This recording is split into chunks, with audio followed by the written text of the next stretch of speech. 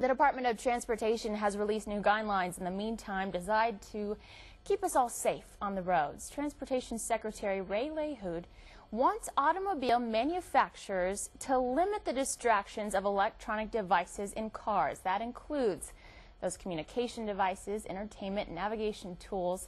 He says they should be designed so drivers don't have to look away from the road for more than 2 seconds at a time, or 12 seconds total.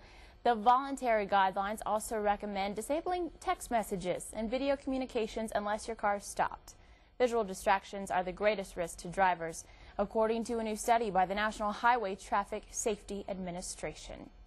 Lance Armstrong facing another legal battle today, and this one could end up costing him millions. On Tuesday, the Justice Department filed a case against Armstrong and his company, Tailwind Sports. The government wants to get back some of that $40 million the U.S. Postal Service spent sponsoring Armstrong's cycling team for 6 years. According to the complaint, Armstrong's use of forbidden drugs breached the contract he had with the Postal Service. Under these false claims, the government could get more than $100 million in damages. Earlier this year, you'll remember, he admitted to using performance-enhancing drugs during his time as a cyclist.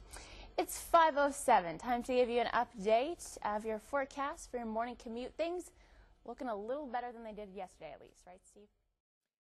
Now to that fake tweet that caused havoc from Washington to Wall Street yesterday afternoon. It looked like a bulletin from the Associated Press reporting an attack at the White House, even though it was caught pretty quickly. The fraud showed just how much chaos hackers can cause. Take a look.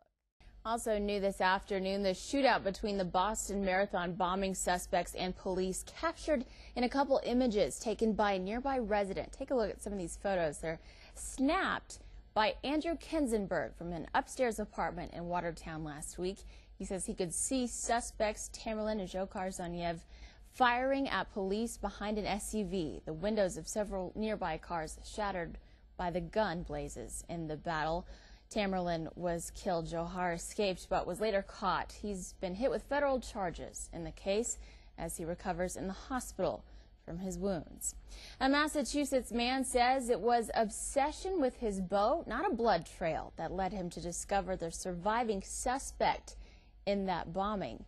David Hennenberry says he couldn't understand how two pads designed to prevent chafing had slipped out from under the shrink wrap covering of his boat. So after the shelter-in-place order for Boston was lifted, he went out to investigate, and that's when he spotted the bloody suspect. He went to the garage, grabbed a stepladder. He couldn't see the suspect's face, but police then responded. He and his wife taken away. In the meantime, online donation sites have been created to help Hennenberry fix or replace his beloved boat. He appreciates the sentiment, but says he'd rather see the money go to the One Fund Boston help victims for the marathon attacks.